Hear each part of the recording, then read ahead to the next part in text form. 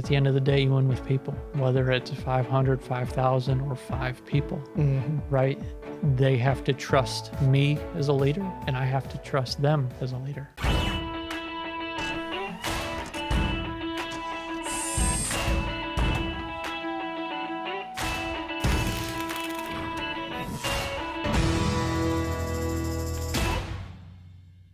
Just a quick reminder for you to like, subscribe, and rate this podcast so we can get your feedback and know how to make it better. Hey, it's Ari. Welcome to another episode of the Made in America podcast. Today, I'm with Scott Law, General Manager of Argo EMS. Scott, thanks so much for coming on. Thanks for having me, Ari. My pleasure, Scott. It's Made in America podcast. So we got to start off with the same 2 questions. What do you make and why do you make it? All right, we're a contract manufacturer of printed circuit board assemblies down in Clinton, Connecticut. Primary markets are military, aero, space, and commercial. So things that are up in satellites all the way down to induction cooktop oven controllers we've either seen or done or have been part of. That's pretty awesome. And why do you guys do it? The challenges with today, this is our 53rd year in business. So it's just something that's always near and dear to our heart for any manufacturing business in Connecticut. Why do you do it, Scott? Why don't we talk about your journey to general manager at Argo? This isn't one of those situations where I'm talking to the guy who's been there for 2 decades. Kind of fell into the electronics industry, spent 15 years in medical device manufacturing, and then moved on to a different realm in cable and wire harness, and then into the electronics industry. There you go. And when you kind of got into manufacturing to begin with, was it something that was always kind of interesting to you? Did you have family history in manufacturing? What kind of got you on your manufacturing path? Came out of trade school here in Connecticut. So, there you go. Proud Connecticut trade school grad. We love that. Yep. Went to college later in life, so I didn't go directly into college. Served my apprenticeship as a tool and die maker, and then ended up in printed circuit board manufacturing. Look at that. So where'd you go to trade school? Which tech school did you go to? Oliver Wolcott Tech in Torrington. There you go, Wolcott Tech. Proud Wolcott Tech grad, I'm sure. So when did you go to Wolcott Tech? Graduated in 91. Graduated in 91. So at that time, were your parents kind of in the field? Like what drove you, as you kind of had the opportunity to go to that school versus a regular comprehensive high school? Like what was that? I don't know if you remember that thought process, but what was the thinking around that and what drove you to do that? Really, really fascinated with mechanics, mechanical things, really making cool things out of with your hands, with your brain. So as a graduate in the tool and die making field and getting into engineering early in life, right? I was surrounded by engineers early in my career. So that led me into the path of engineering. And then later in life, getting into the business management side. So when you went to, before Wolcott, like as a kid, were you the kind of kid that was like taking apart toasters, building go-karts? Like that, was that kind of your skill set? Yeah, there's stories, my parents still tell my children to this day of, a young 2-year-old, 4-year-old Scott taking things apart and figuring it out, putting it back together, making something new out of it. Just always fascinated with that, just making things and doing things that really people never thought of or things that you couldn't do, right? So I take pride in myself and my organization and what we can do. And when somebody says that it can't be done and we go and prove them wrong, it's pretty exciting. We can. So coming out of like tech school, where did you go to do your apprenticeship? Sites Corporation in Torrington. Doing? Injection mold building. Injection mold building. Yeah. And so, this is like a story that I think Connecticut's really working hard to rebuild again, which has generated interest from folks who are tinkerers and like to build things, take things apart, put them back together, whatever. Give them an opportunity to kind of build those skills, get them through a tech school, maybe get them an apprenticeship program, and then have them grow into business leader, just like you've done. Exactly. So fostering, I had some, and throughout my entire career, coming out of trade school, I had two great teachers that, they fostered the development. And that's what I believe was part of it, right? So they can recognize the potential and then see the good in the potential and kind of let it loose and really understand capability, right? So you look at the challenges of today's industry, kind of the resurrection and growth of industry, right? It's at uber speed. Everything is happening now and today. Mm-hmm. And, look at some of the trade schools, Dave Tuttle out of Platt Tech and the things that he's doing with his group it's pretty amazing that, they're fostering and continuing on with that legacy throughout the trade school. Yeah, listen, our trade school program or trade schools and the whole trade school system in Connecticut's really an amazing asset that this state has that allows us to punch well above our weight. Yeah, and UConn, their Technology and Innovation Center is incredible. I was just up there recently, and they've got some really, really, really cool toys up there at our disposal. Not at our disposal, but for the students and for industry to use. It's pretty neat. It's a neat thing. And we definitely shouldn't sleep on the community colleges too, because whether it's, Tungus building out something or, what we've got at Three Rivers or we've got at Nuntuck, like there's just a ton going on to help people develop these skills. Absolutely. So let's talk a little bit about what you guys are doing at Argo. So you said printed circuit boards in all kinds of different stuff. So maybe elaborate, like what does that mean? What's for folks that don't maybe understand the printed circuit board versus the microchip versus a computer versus whatever, maybe kind of help them understand at a layman's level kind of what it's all about. Okay. So as a contract manufacturer, we're in the service industry, right? We do not make anything called an Argo. Yeah. So we take our customers' proprietary designs with their bill of materials and we assemble based on their bill of materials with their specified components, which, as everybody's aware of chips and chip shortages, we're challenged by the supply chain.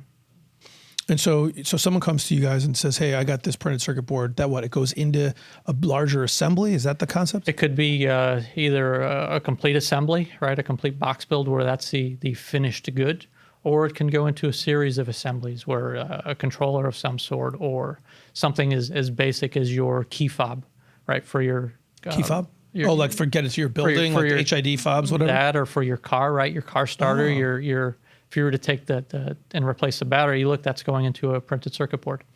So just about everything now that is an electronic device has a printed circuit board assembly of some sort in it.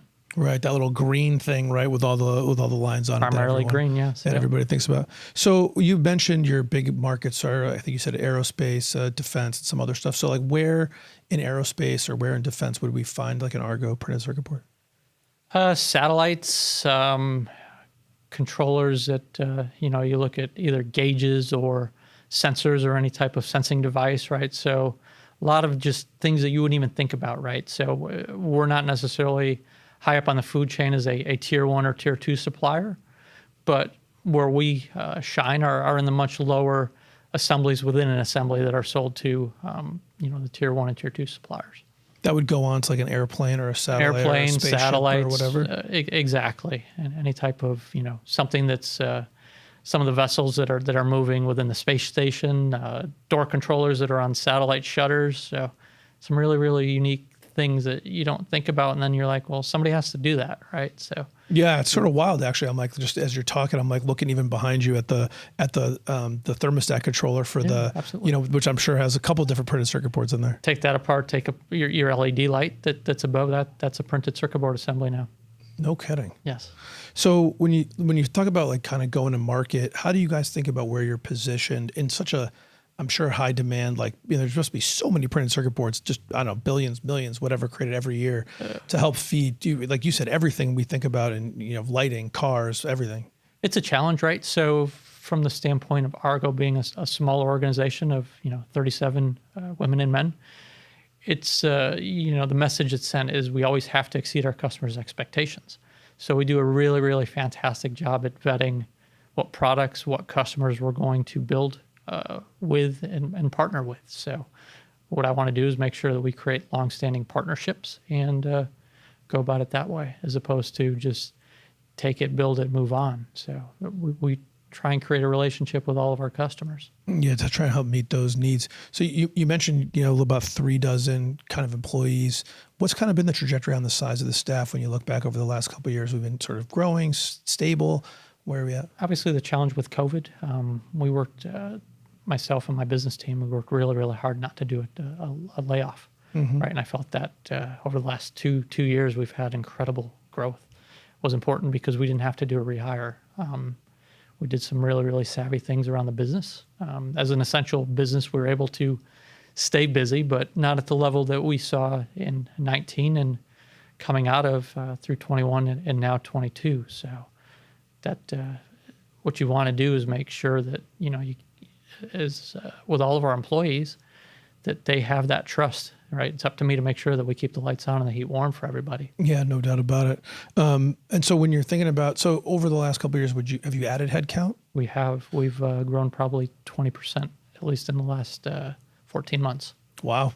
So when you're adding that level of headcount, like where are you sourcing these folks? Everywhere you can find them. All over, right? It's a unique challenge, not only for Connecticut, but all over, right? Mm-hmm. So we have a high tenure of employment. So we've had one person that has chosen to go on to greener pastures, but makes me proud that we have people with that long-standing tenure, especially now, because you don't see that anymore. You see, an average resume with 1 to 3 years or 3 to 5 years, and then they're on to either a unique challenge. And even myself, right, coming out of medical device manufacturing and into the electronics field, I'm less than 15 years into it, and we're doing some really, really neat things. And I think it's a good balance, having a diverse resume, but it also could be a detriment, right? So when you try and create stability, so that's what excites me. A year ago, we were, think about roughly 30 associates, and now we're over 3 dozen. Right. So when you're talking, so certainly one way to make sure you have the appropriate amount of staff is not to lose the great people that you have. So absolutely. Yeah, retention is huge. When you guys think about retaining current employees, what do you do to show them that like sort of stability and engagement that makes them say, look, we all know the grass often looks greener, but when you get there, you find out it's either the same or browner. But what do you do to kind of keep people engaged and wanting to come back to Argo and be part of the team? I think we still maintain our identity of somewhat of a small hometown feel, right? And I use the analogy, and it's, we're not a country club, right? What we do, we change the face of the world and some of the products that we build and the customers that we have. So it's really important that we maintain focus, but we're not running a facility that, is such a punitive organization that a lot of our associates, they hold one another accountable more than I need to. And that's what kind of the secret sauce is that when you get that team engagement, it's exciting, because going back to my days in the trade school, when you could recognize potential, you see, and when you can foster the potential, you can really, really make things happen. Yeah, giving that people an opportunity to grow and investing in them makes them want to invest back. They want to be part of something, right? Yeah. They want to come back every day, right? And it's not necessarily the salary that brings people back. It's part of it, but it has to be culture, identity, what you're doing. And then, for us, there is some flexibility within our organization. So what do you mean? We do things a little bit different, though. So some of the punitive systems, I'm not really a huge proponent or opponent, but can you elaborate? I just look at different things like, I look at the challenges we're faced with, hiring and retention. But when you start to look at things like absenteeism and some of the other challenges that we're faced with, right? And I just look at things a little bit different, and I'll go into a little more detail. Please.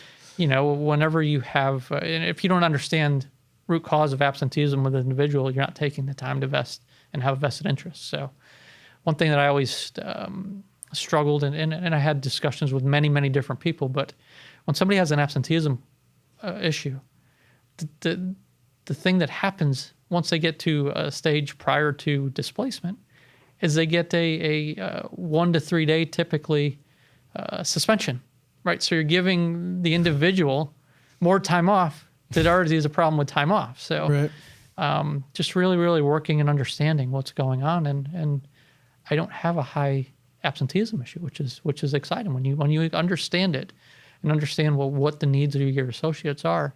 You then can generate some flexibility within your organization and your team. So it's super interesting. So what have you found? And obviously we got to not divulge people's personal issues. I get that. So we'll protect any names. But like, what's something that you've learned or the organization learned by digging into absenteeism to go, oh, this is the root cause of that problem, and here's what we can do to sort of address the root and still have them be a contributing part of the team? It gives us some flexibility in our work schedule, so we can run equipment a little bit longer than most. So that happens. There's trust more than anything that, hey, I'm part of something and I'm treated fairly and honestly. And there are issues, right? There are issues that need to be addressed, but when you can have just a good discussion and understand, right? And you can agree to agree or agree to disagree, but the challenges we're faced, we still have to build a product to the best of our ability to exceed our customers' expectations. And, I'll take my team to war tomorrow and we wouldn't lose. I'm that confident in everybody I have there. So I want to make sure, like any good sports team, right? They're not all type A personalities and they all have their challenges, but when they all play as a team, you can really make things happen. How do you think about taking sort of that personalized approach, I'll sort of call it, and instilling that in the organization below you, right? Because you're not going to have the time to interface with every single person, address every single problem. You need your subordinate leaders to kind of embrace that. What do you do to kind of bring that about? With anything, leadership starts at the top. Yeah. Right. So I can go from, plunging a toilet to talking to the CEO of a company all within the same hour, right? And it's not something that happens. Those are anomaly situations. But when everybody sees that, hey, I'll get down in the trenches if I have to, they recognize that. Everybody in my organization recognizes that. And it starts with me. So, I have to be the focal point of that, and I have to adhere to policy and procedure and set the precedence for that. Sort of a no one's above the law kind of an approach, lead by example. Yeah, having the right last name too, right? Yeah, that's true. Fair enough. If your last name's Law, I guess you got to go follow the rules. Do you leverage kind of your experience, which I know it's been a while now, but sort of your experience with the tech or the trade schools to kind of use that to find folks to help kind of feed your pipeline? Or do you need skills kind of beyond someone just sort of coming out of trade school? How do you think about that? It's a challenge, right? So talking with different levels throughout the state and local leaders as well.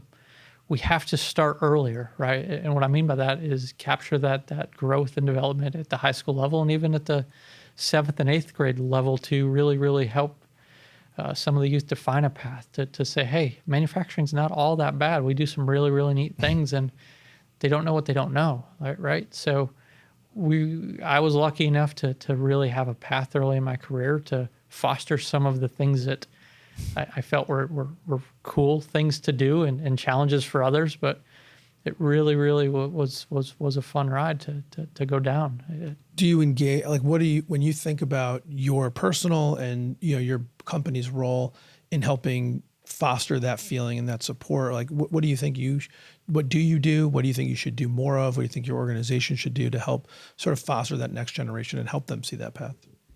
And this is a challenge with a high tenure relationship with your employees, right? Mm-hmm. We're moving at the speed of light now, so that the challenges we're faced are far different than 5 and 10 years ago and even 20 and 30 years ago. So we have to adapt and overcome better than ever. And what happens today may be totally different next week. It's not to that extreme, but we have to really think ahead of the curve if we want to not only sustain, but be better than our competition. And so how do you, when you think about sort of getting ahead and doing that, like how do you execute that? Like what's the approach you take to kind of get people thinking ahead and constantly looking to adapt?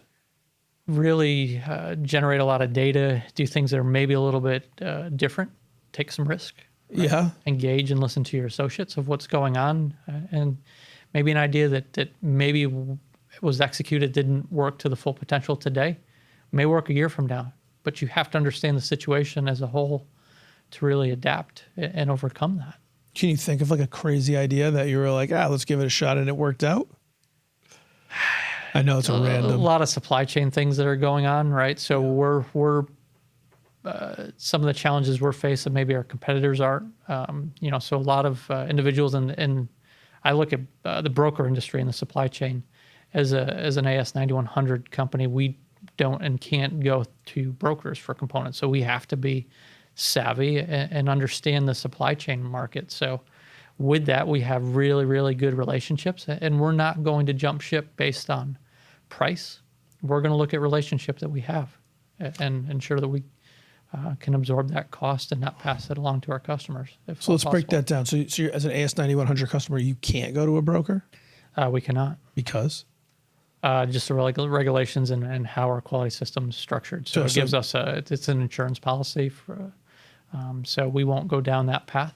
We'll understand what that is and identify those challenges and look at that as a way for our customer to provide components. But that's an insurance policy for us as well. So So when you mentioned supply chain challenges, what are some of the supply chain issues that have been hitting Argo of late? You hear chip shortage every day, right? Yeah. So what used to be, 4, 6, 8, 10, 12 week lead times are 55 to 99 weeks. And I think I can go 55 to 99 weeks? I think if they can go to 3-digit, they would be in the hundreds. So I think that just caps out at 99 The weeks. system won't go high enough. It's That's the what Y2K problem.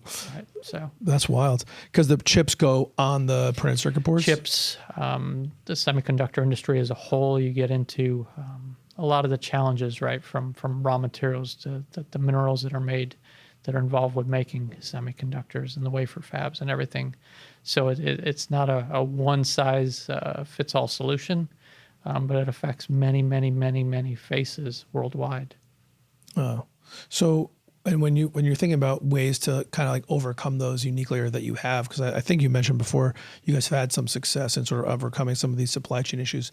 Was it just sort of getting ahead of them and ordering up front? Was it understanding the supply? Was it expanding your supply base? Like what did you do to sort of see it coming or whatever? A little bit of everything, Ari. What I mean by that is we're nimble enough, right? So we can turn a small raft around easier in the Connecticut River than, let's say, a cruise ship. That's right. So we can go and do things a little bit different, a little bit quicker, because we have good, long-standing relationships with some of our top customers, right? They trust us. So when we identified certain anomaly conditions that are coming to light, we adapted, I believe, quicker. So from a sourcing standpoint, looking at sourcing and the challenges that we saw happening, I think we jumped on a little quicker. So that's just having a group of people that have been at it a little bit longer and thinking a little bit different of, hey, we're seeing this. What do you think's happening? And digging in a little bit deeper. And then taking some action against it. Taking some risk, right? So looking at inventory and the challenges that it ties up with working capital and working with our customers really to get into a fixed delivery schedule or predictable product flow helps. So did you have that predictable product flow sort of up front, or was that sort of an action you guys took and said, look, there's going to be some supply chain disruption. We're willing to take some of the risk, but we got to be careful we don't get too far ahead of our skis. And so did you kind of go back to customers and say, listen, here's what we're seeing. Here's what we can do to keep the products flowing. Can you meet us part way and commit? Is that? Yeah, absolutely. Because, some of the strategies that we had some Kanban in play with certain customers. Mm-hmm. But the challenge you're faced with, especially with new design, is this isn't something you can build tomorrow, right? You're not going to put a billet piece of aluminum into a machine and 24 hours from now it's going to have something new. These are engineered designs with sourced raw materials from a component and board standpoint that, could take 2 days. They could take 2 years to get to develop. So you have to really understand what your customers' needs are, working with their engineers and buyers, and there's many facets and faces that you deal with, especially at the larger companies. So many tiers that are touching this. That are touching it on the way up the chain. So I mean, you're talking about these different areas you need to sort of think about and invest in. You've got the technology that you're a part of, so that changes super fast, right? I mean, you talked about sort of key fobs. You think about the rate of change of credit cards, yeah, like touch to pay. So all these things have changed dramatically. And then you've also got to deal with your own supply chain issues, sort of the working capital tied up in there. You got to invest in training people and paying people. So how do you think about the balance of where to deploy that, that working capital so that you've got the right balance between, all these different priorities? And I think we felt some of this change coming out of COVID. Mm-hmm. So what we've really, really worked hard as an organization is developing bandwidth and bench strength. So having the depth of your organization, because once you start to add more fixed costs and headcount, right? If you can find the right faces, right. You start to obviously challenge your customers with absorbing that cost. Yep. So those are challenges, and obviously the market being what it is. So it's important that we have an incredibly diverse organization that we can do a lot of things and adapt quicker. So gives us backups to backups, and that's not only with associates, with systems and intel we have, and that's the kind of the gift and the curse of a small organization. But is what? Size, right? But you grow overnight, right? And you're not prepared for it. You can really tax your organization, right, to adapt. So, right now we're exceeding our expectations of our best year, which was last year. And, the last thing I want to do is burn out our associates, because that's really what I hold near dear to my heart. So you've had experience in relatively large organizations. I mean, not 100,000 employees, but, hundreds and hundreds of employees. And you're in an environment that's, dozens of employees. You've talked about sort of the nimbleness, sort of compare and contrast, how are you feeling about sort of leading a smaller organization versus being a part of a cog in a larger machine? I think they're both challenging, right? But at the end of the day, you win with people, whether it's 500, 5,000, or 5 people, right? They have to trust me as a leader, and I have to trust them as a leader, right? And that's really what I look to, is that really understanding what capability, and kind of like what was brought up to me, recognizing and fostering some of the learnings and development, right? So looking at, we talked about some of the trade schools and colleges. You could still go to college later in life. I'm a firm believer and an example of that.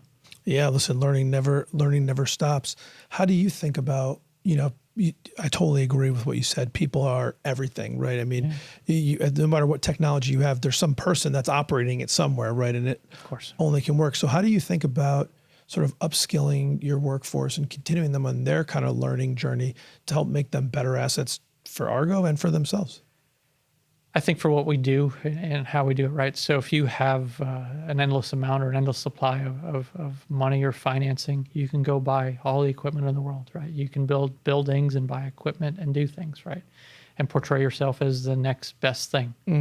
If you don't have the right team, right, you can't buy a team. You can't buy people. You can't buy that skill set. You can't buy the knowledge. And that's what, is exciting to understand, that the 37 different associates and where they came from, what they're doing, how they can do things, and why they're in this industry. Like you would ask me, it's some of it's luck, some of it's being in the right place at the right time. But you look at the skill sets and the talent and what they do, it amazes me every day. And what are you doing to like sort of foster their continued growth? Like they're amazing now. How do you continue helping them grow and be more amazing tomorrow than they were today? It's like anything. From a growth strategy, we do a really strong job at vetting candidates, right, to ensure that, and we try not to upset the apple cart. And it takes one associate, one something that changes within your organization, and it could be for the good and work out really, really well, or it could be a complete disruption and impede forward motion. So you have to really, really ensure that you're not going to take too much risk.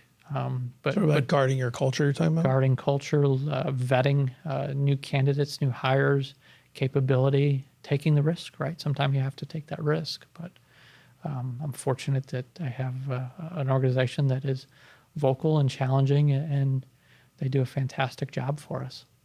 Sounds like no matter what items you guys are in, no matter what things you guys are going to do in the future, you're a firm believer that at the end of the day, the biggest investment, the most important technology is the human capital. You better. That's right.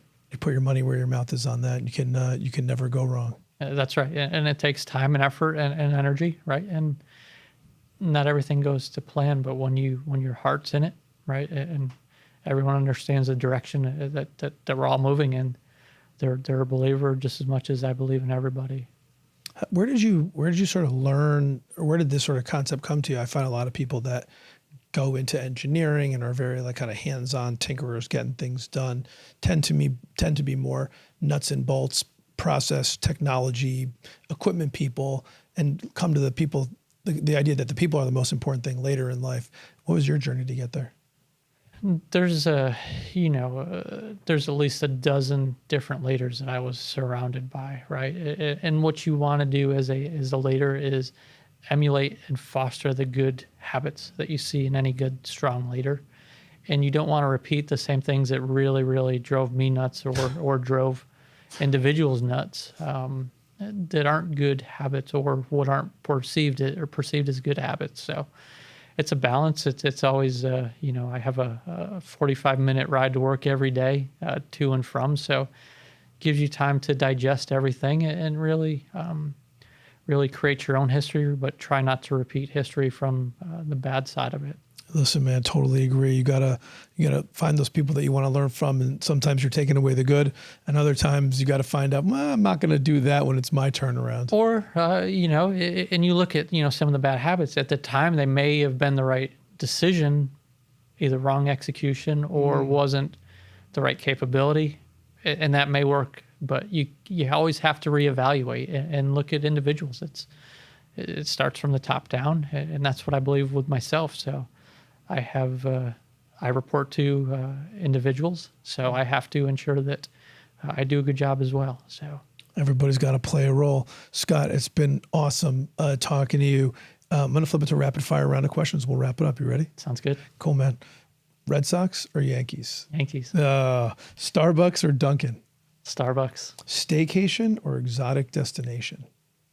Neither. Neither. What's the other option? No time off? I don't know what it's like to take vacation. I'm sure I'd love both. You'd love both. iPhone or Android? iPhone. Sports car or SUV? Both. Do you have a favorite business book? 10 Bad Habits of Effective Leaders. There you go. If you could do anything other than being general manager at Argo, and you had to do something else, it could be anything in the whole wide world, what would you do with your time? Sit in your chair and understand what's made in America. Yeah, that's a good one. What's one thing that you learned early in your career, early in your life, that you think's helped propel you to all the success that you've had? You win with people. Win with people. What's something that you learned later in your career, Scott, or later in your life, that if you could go back and tell young Scott and he'd listen to you, you think have a real positive impact on him? Go to school and listen. Go to school and listen. Listen, learning, and focus on people. Learning That's and what it's growth, about. right? Never stop, right? And never stop challenging yourself, right? So you don't know where you're going to stop or end up, but you have to believe in yourself and believe that you can do it. I'm going to leave it there, man. That was awesome. Scott, thanks so much for your time today. I really appreciate it. Awesome, Ari. Thank you. Made in America with Ari Santiago is brought to you by CompassMSP. Thanks for listening and spending some time with me today. My goal is to help build a strong manufacturing community, and it would be impossible to do without all of you.